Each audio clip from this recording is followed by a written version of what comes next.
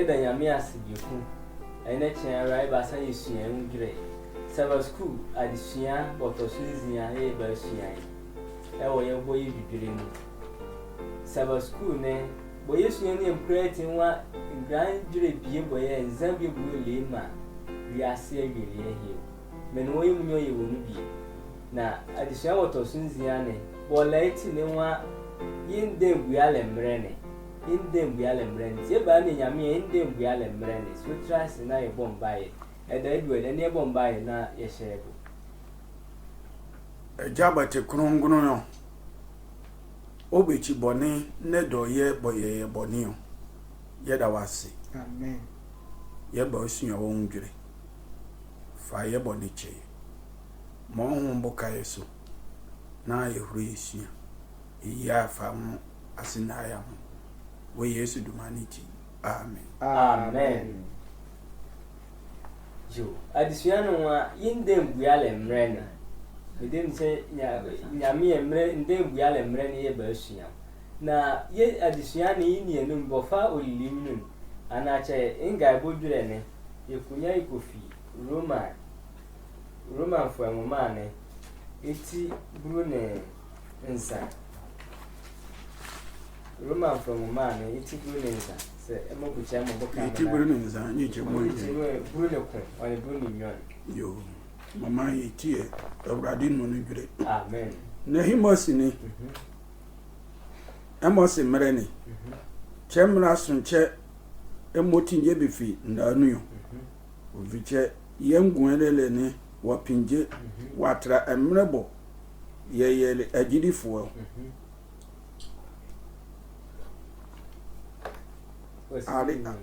Ali sanyo washe na ali hiniya pinje iti emboma yeji awosinu yoriye no mom yeguya na yefa kaniyanu akodiye ne yewura amen amen nti adesua ne bida fefe he ye afu alimi no na yewura adesua ne enu enwa bia bo no ye adwuma e wo forest anache ehwayinu no ndani ahwaye so ye sentole hwaye bienu iti sin nua ne yoyele ya adwene che okwa ne ne nje mu bo asechi wo hwaye nanu no ho unu awrebure bi ho ne anuma biebo watu awase ye obutu olabre sin na yirai na ohuni oyele ya iti ofare baka bi che ofabo anuma ne na wonia bo ma so ma na ndu ango na wala brala ma sin na yirayo na rebure bi bo nyu leche ofa baka ohane ndani ala pe ni anuma ne ye ma mo bo bewura enu ni batuba ho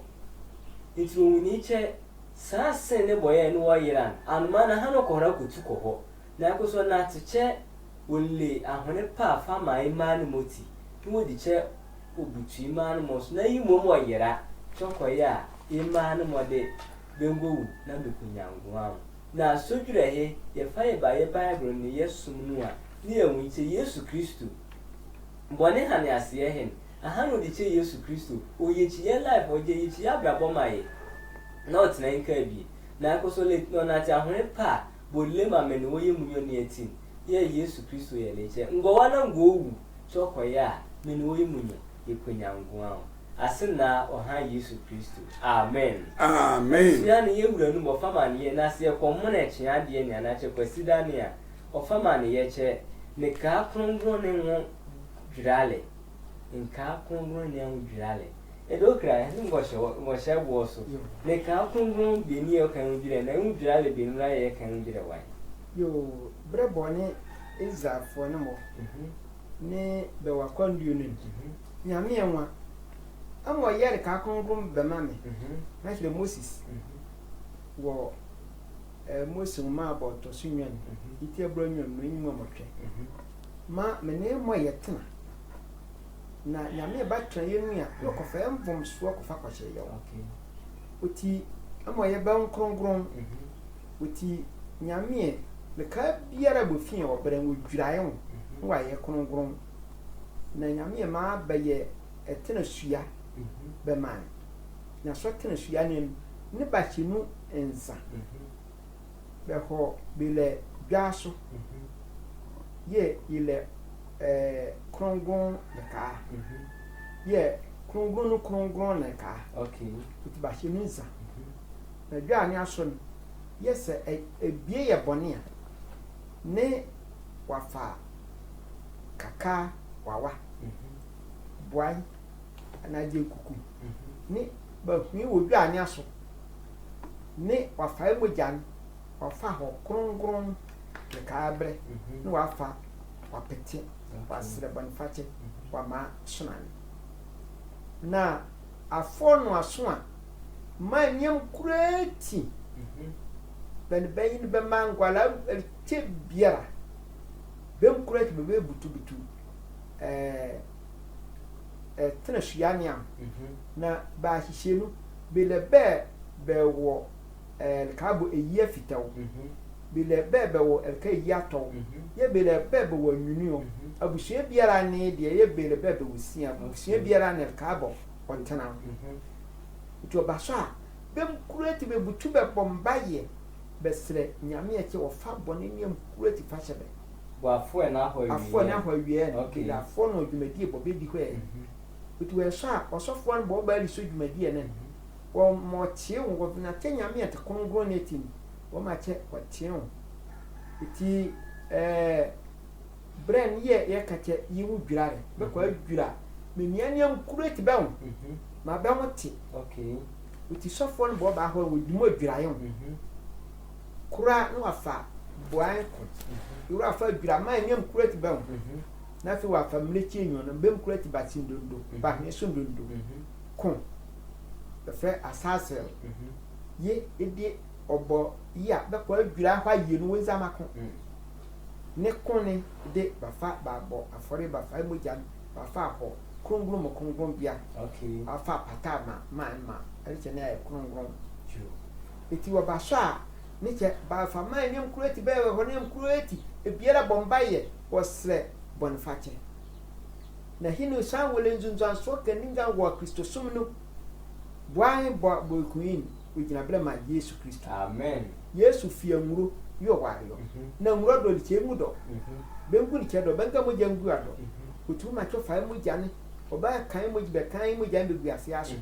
wa fa mo jan wa fa akọ nguru do ne wa fa asre bonfache wa mama ne mkueti uti beyan hihye be fe to bre che bre ne so a Yesu okoho na bre bo fa koho ye Daniel kwa hye wo erike wa to bre wo tresem ne mu eti kinga Daniel iti motwani imu obri ne nania ne tenyame kwa ha bre bo so a be ko so ken be fa be komayo e kwa ko kinga ko Daniel iti motwani ndi chemu obri ne na no bu yara meche sona wodwu no soa onenjiramo sala apinyo eyanza kuraka ne le ka krongon ebrene wasa wasi idan yo uti wa ma brakoti eheni ye ba sua ye mu brakoti bo nyame kwa che nwa ne ka krongon ne ba ma brakoti ba fa bebe sisie bre ma bre wo ye krongon uti afi esubiai wo ha son no wa Daniel se ani tibila be kan sai kuma Daniel o bomba yesri nyame che nyame bokai ma wati sugire ni abo ambani amba nyame o boka Daniel ma wati sugire ni abo wo itin bran himu abronyo ni kokko bi abronyo ni nyane itin bran Daniel itin bran inji mo abronyo no kumba okko bi abronyo ni nyane na ambonji ni ayuramne o jimbre mahila hene ye mmemprikua biebo otuyayin mo no bafiane o jimbre ma ehene bo olimo ane abronyo ni nwan na membo suburi bo menna be fifiri jenu ni o kireche ahenie na kodwoso amanenu na ikoso bawonsre engodwe die ni uti ni nyame wo kiretirenu o ma ahenie bokowa ahenie himokowa uti wo hihire ni yere ape wa kire Daniel verse 9 verse 24-25. Daniel itinguna inche mo abronyoni na woni abronyoni nnuni moma yitie awurade nnuni bile ba shafo abura so sala nzo ba fa wo oma na wo krokrongo na chebe mamra atore woni obra ayere na betubo nebo che beye amuye mbata na be matene ne afebo obra na be manyi kire ne ngom shere ne obra nu na be pupa leka krongon pa ne ingu iti sheyin zure na tebo che ufi emrebo ashedi ye ne ware che be kusabe kwachichi Jerusalem bo okoju emrebo titire ni bo bapo titire ni bo bapo payin goni okowani oti afuonzo be kofa afuonzo so ara abrasia oninyo ye be kobuka ye be kwachichi mronoe woni efosi yoni na ikoso okoye amaniye mere amen amen. Eti brebo Daniel wa hahi nyame achiraye bokwese bokwesio onwa brebo bakwahye mra ne ye bikane wese kwahye bo wuti yeguso yesua nyame akoboka ye hunumu ma yakwate sodwire yabo kunyake ya tobo pa nyame aboka ye wo yesu humanity amen amen. Yo yatua yadisuani aso na ahimotie biemo chebo disuani yeshabu no kan besuroche nyekire nwoma ne Daniel nwoma ne pon be kwakengao ona tiche be bobo number biemo ne ngakanga ka biemo abendebo eda Edward mamroso enwa Nzia pinyo eyanza ne yeyele brene api Nzia api ya ne nzane puyo lenzu ne yeli enra yo lenzu eda chiri nu kama ye ne yo sofo am edawasi nyame che bi yela bo woye ofa emere woni bere ofa otuyu tichebo edawokra o shire nuni che nwa okoju afue Nzia apinyo eyanza kraka na fi so atim wonu no hurenu se yeni Daniel itinzo ne chebo fa ma ye che ahini ahodo Daniel timotwem no asara ofa ma ye che media ahini ekowa na fi Greek ahini awa na Greek ahini ne si Roma ahini ekowa na Roma ahini ne ba itumini ayele yani ye nyame krongron bre bia no boye eda ha che no badwira won na bedwira be ya ye na afei nyame wode nro ko le dwumadie ne okoriyo okay eti yakenga Daniel iti motwe inchi mo buru ne nso ni ye ya ye chire ni ye ya ne aho inchi mo buru ne ngura ya ho inchi mo bronyo ni Nzia ne Daniel iti motwe ni chino buru onenzo iti nyame jure iti owale ne kabo ni njene owale ne esre haneme na vale ninu mutulibre na oselemeche o sunawa tibo che nyichirene jibre ma ayelian rene yo mzeti ye yichire ojibre ma ayelian mero che nyame bodin wo shire che ahini ahodo ala boye tumi ahodo boko wase yaso na betumi ni kwase ya bahini ni guya ni chire che nyame bodin yi ndembu ya na yese woju nwa shebo nti wo shire che wodi fatobre woti okoju ayeli emre na ayeli emre ni e wa han dwuro twe wonuma han bo eda wokra kingalen wo dan ye che okopime enjia apinyo woni yanza na Yesu ya ye kwai ibudo kohire che asunjia pa dwure yo wakan wa na che afoe ana sonyi kire ne bo yi wo yirin ye ni abakusenu a ebre boye ba osunya che wo wonnem kroti watenjia na che wati afoe tu sofu isakinga ndi chemu buru ne ngura na urama buru ne ngura na wa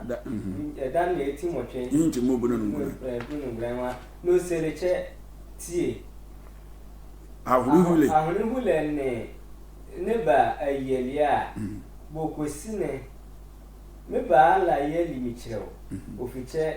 ofa ayelia mrebo ba hehye ba to brene amen ni che ahurihule ye wo penua na yelie na wa no hurenim chebo yesuyan dan ye yiti nyo ohoni dan ye yiti nzo ngakabo mbo dan ye yiti motwe bo ewranga kabo mbo imkro ti koye che ahini ye botoso nan edu okonye tumi ne wa ho woti anyame minia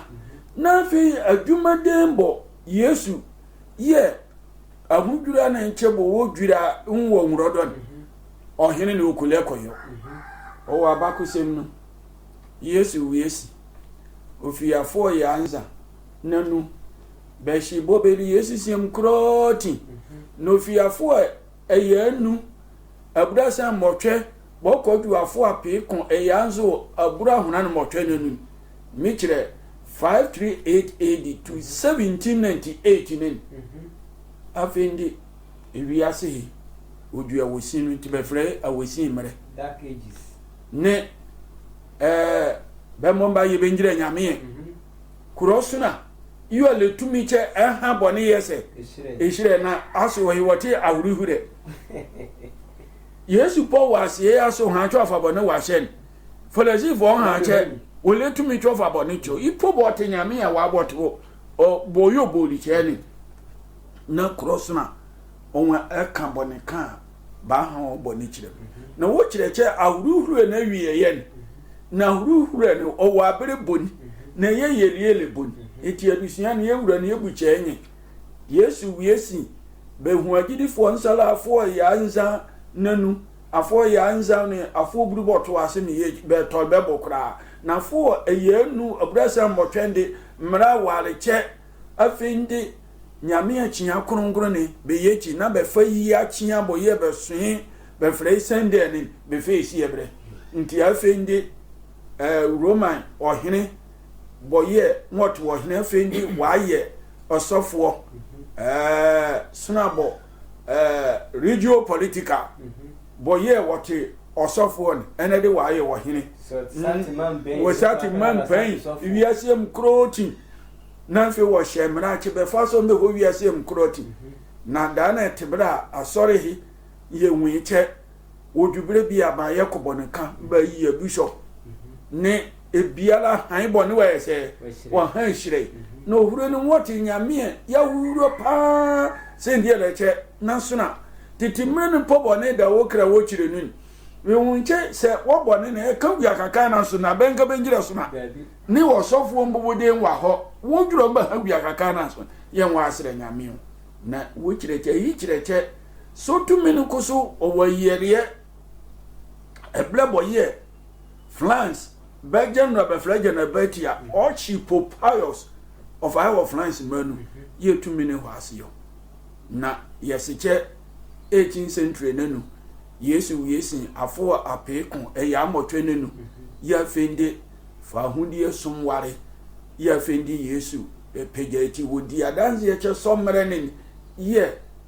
Yesu okọ ye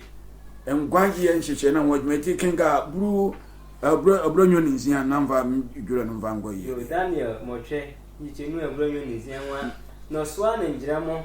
enye kirabo malayeli ne watina hore na akoso nabo nye kire ne aso ofiche chiabie ye okowaso okosiyo chiabie de Daniel jura nti no hore na ongozi wa braso It is a hand engineer, yeah, no one for what can do the hand down your son Gianna or horror. Na what you want champion day. Take a champion to the drop of your warrior. Nobody then near Brabham Becker, Chebe Kubesi. Number who yesu. Na to me he jossery. Na wa yalela copy me. A four pecon. A yanzo brown animal training, which they check. Bo or hanin what in a hurry na on what a year you to moti a year sobre ni yesu what na a tem will be an asso bo ye a combo niche a year well the 2 minutes of it a man 2 minutes it will be a labram like a banner combo niche me and go see again one for bon wash no man should manza in guan man in tia for in tia pino yanzan so ye nyame wo krocho kire na mseche ye to aso che ye du hu ye nen imkro tini okole yo ye da wase eti njam boyo hwole be wa dwere mban ole biala ne enu dwere boyo kusio eti ye fa yon ye tunyame na mo ye nyi sisaka che na nche che ku edan ye wokekan na dan ye anyandra wun ye di dwere boyo rawate nyi kire rawun eti ye wun kreti na ebuche no ga kan yeko dwere de eni aso enwa bofo eni dwere bo ahanhyele Daniel edokra pamroso bofo dwere be ni ahanhyele Daniel bo ye ba suan dwere bofo ne hanhyele wo iti gura emu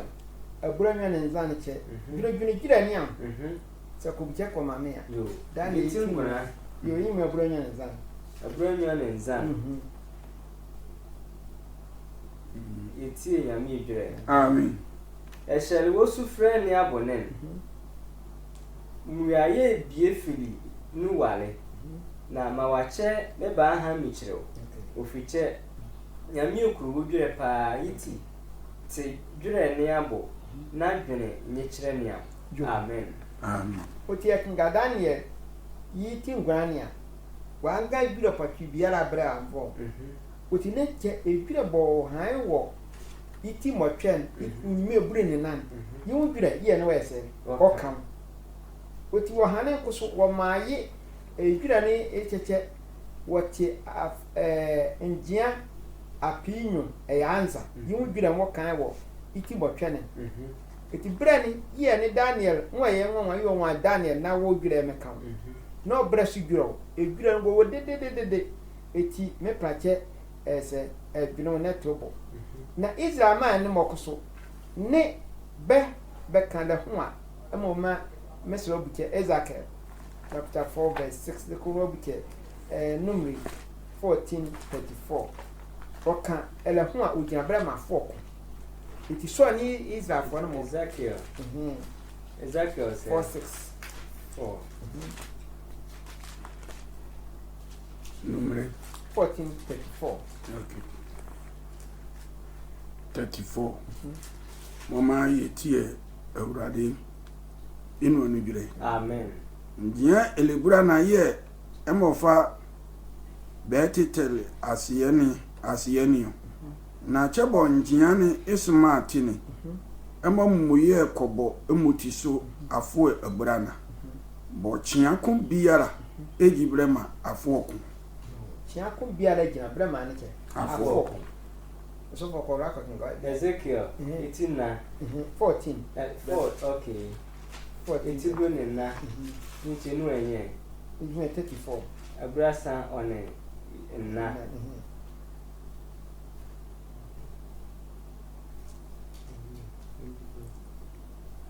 now iti brain now brain 9 me abrasa 14 verse 34 man mo Ezekiel mo numero Ezekiel dia kinga Ezekiel dia kinga mo numero dia kinga oh sorry yen kinga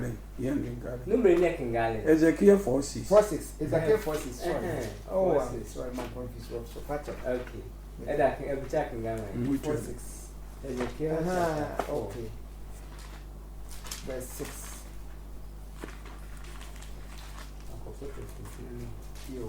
Eti Ezekiel 4 verse 6. Ezekiel chapter Ezekiel woman 18 na niche no Nzia 18 ya me na se so yi a da ahwewa so bieku wo fama so na so yuda awuro ama bamumuye elebrana mafa elehu biala magina bremama afueku mama. Amen. Witine afue apinyo eyanzan woka enjia apinyo eyanzan no fa gina brema enye afuo ngum apinyo yanza. Okay. Yimu dure yen wese woka sobrene eti ni afuo apinyo yanza no wura wolal ka bo shobo kebo ekohura ekosise ne komuche ewa edure yen kan uti abofo ni yidure patwi bon woka kire Daniel ne wo kire yike Daniel iti motwe ime bunena bo woka afo apinyo yanan yimu dure yanzan yimu dure yen woka iti ne bofo ni dure patwi bo woka kire ho ya no prache wakinga na oti so dure ni abo iti so osofo brigura ne wura ote ho ya bofo ni dure patwi bo woka ne yo yeda wase de yeto aswe na yeho mena Adesua ne wa bekope Messiah ne bekoto eda edwe Messiah yesichi yule Yesu na chembi ne bepe beton obukangom je yaso ana osofo eda wase obukangom je na so pa ofiche ohane che bekusiesie kronkron biable na Messiah nkoye adwuma okoye afoe apinyo ya nsan chebo yosia change anity afoe ne na sobre kusu Messiah nwura wo wuri na idumadi eboni obali nti yasua nwuche ne se Messiah modo ba ye adu obali mayede a opechebe nyamoja botimu wa moja. Yes. Nti ne oseche Messiah ne wura ngom hyenwura ofama Israel fwe na so Daniel ye ne open dwo yam kroti ohunio eti ohan hire che ebre boye be ko Messiah ne okowan ngom hyen okoye bre boye ohene ne Persia ohene ne komantinche be cheche Jerusalem efofore ne na mlani biye wale wanye djuma biye wale na fo poti bo mlani wo ma be koye djuma wa okoye adapen enzo sala ahoro aburaso eti fada penzo sala ahoro aburaso ne na bosumbiala wonu njia aburasa ekonya afo eyana oni aburahuna sebe feshe Messiah ne emaye ngomo nti eto obase kengangom hyeni a mahunche adapen aburasi enyone won be kofa kochichi Jerusalem oni mro no so bre ni Israel fo wongo asunu o be wongo asunu nti be kofa kochichi na ofi adapen aburasi enyone mbo akodu adapen nso bobo kai mo ye aburasi enyone nkurane wote brabo ewura Messiah ne iwura idumadi ade eti bekofa ko Messiah ne befa ko Messiah ne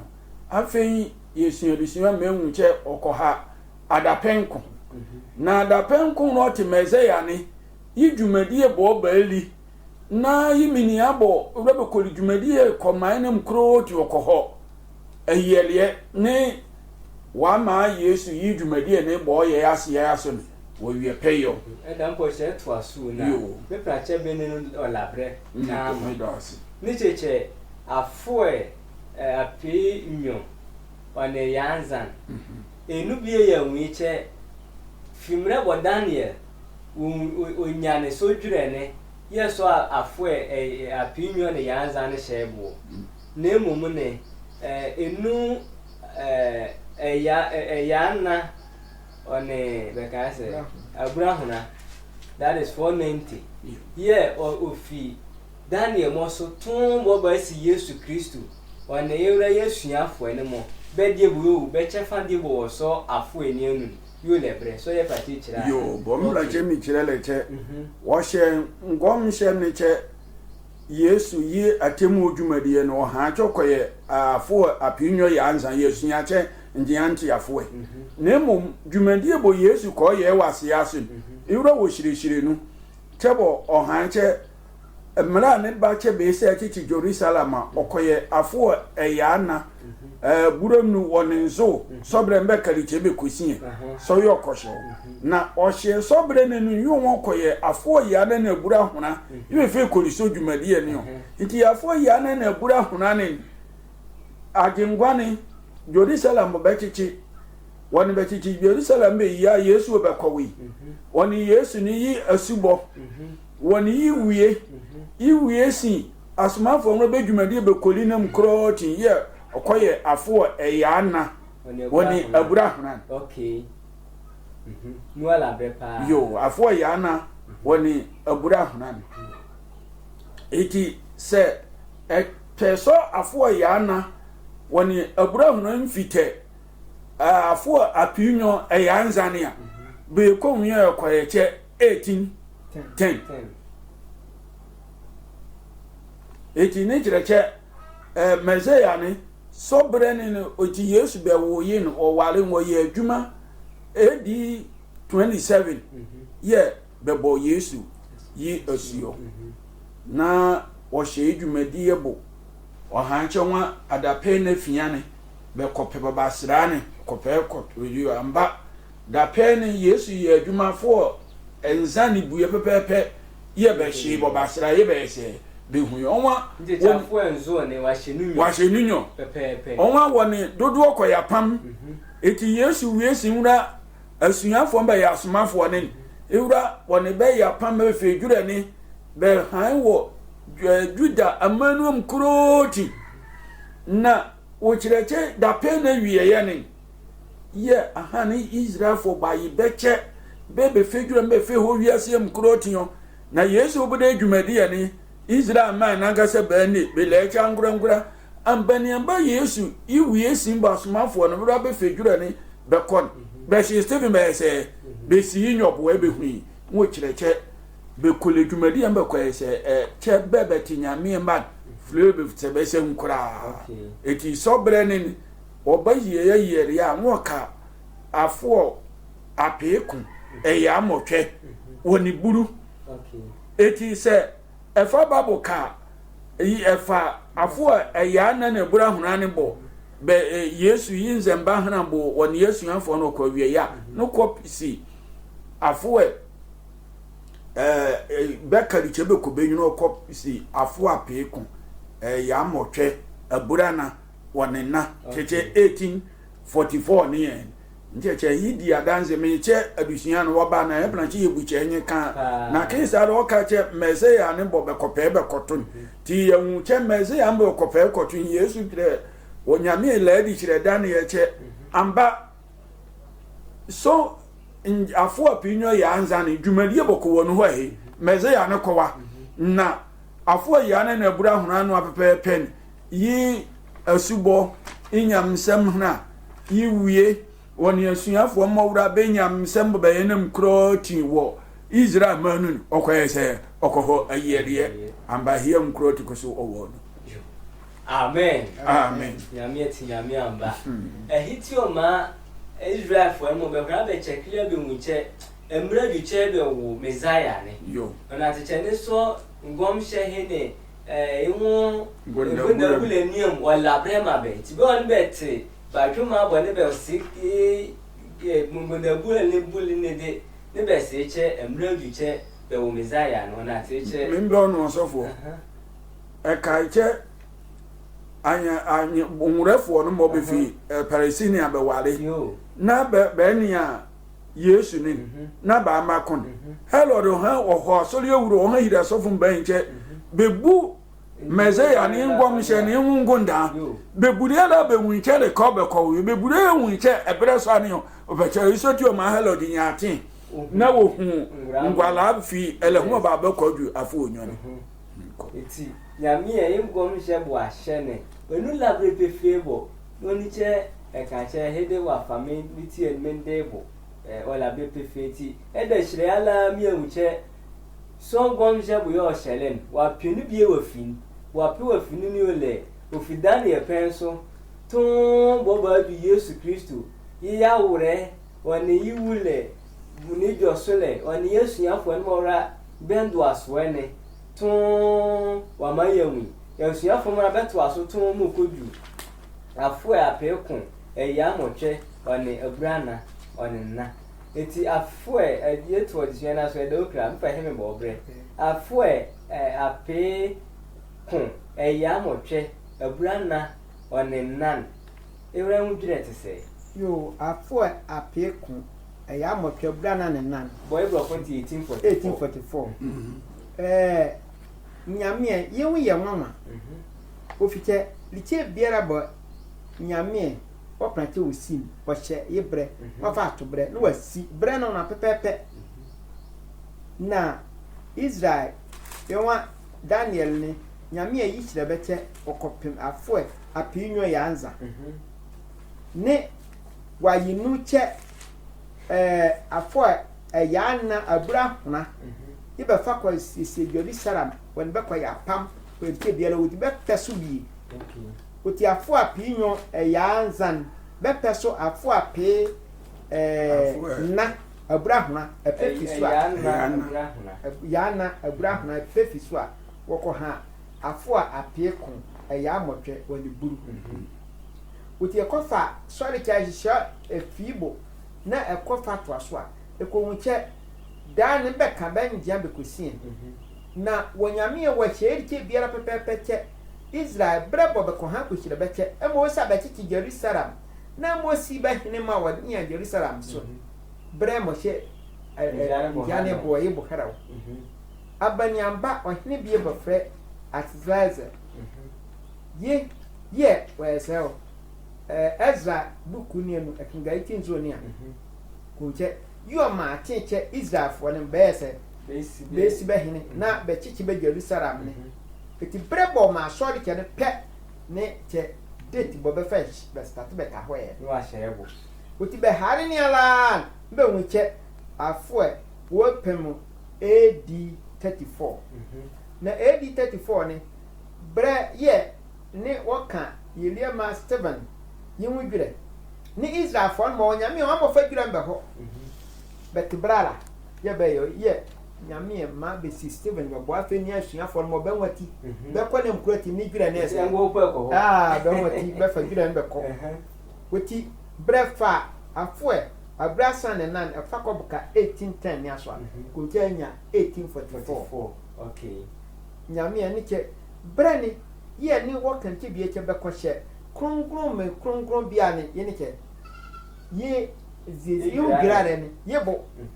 oti bre ye Yesu Kristo wo ho krongron bia wo gurodo ye wo dwira wo gusu wo dwira oti ahote fo no boye bomba ye boye ne mkuratin atemu a shobo 1844 Yesu Kristo wo krongron bia bre odi ma me no wo fa mo jane wo fa srema e biara bokuche unyangwaje wo fa srema yo so kan bom fa ti hie menwu che ne ayele ebre ne wawan ofiche bunje shale na mkuro tini bo wura bese mkuro tini Yesu muyan wa atena bre ti so bre ti ayele emre Yesu wura konkron bia ti chebo titini se kaka ne boye ndondo ne kobo eche be queen sa anko boni anguya su ye pe afo no ando ke sala wura Yesu ewura wa hyeyi atemu dimadwuma na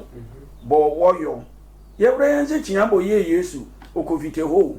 eti ahi kireche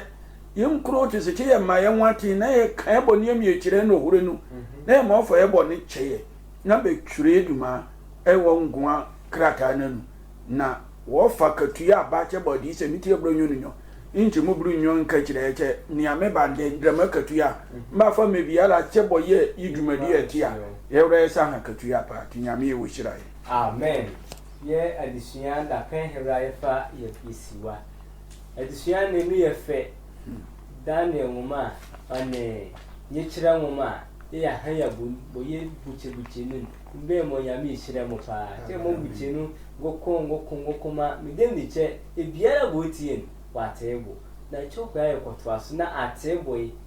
pin wo be bo yi che sa atebo na biura wa temi biura hipo biele rokote ene biura bo ye kan na ti ye nwa number bo na ti screen ya boy fa na o de frɛ mo biara be kra fa ko bukaye fabra na nyame era na to so na wo hire amen amen ye disuya na we wasio ye ko bombaye na eda okra ekosa ko frɛ ko bombaye na ye fa disuya ye wura nyame yesa oba de ya da wase amen wo ye na to wo nwubin so anwuye nwubin na na to wo ngwa amoso e ma yesua so adisua ye na ma ye fa ye pɛ ye kanche biara yeso che ma nkonkron wo fa su juju na biara bo otie no ra wate nkonkron nga na wosiesi yem kurati na ba ya ngasi eye esro Yesu duma no ti amen amen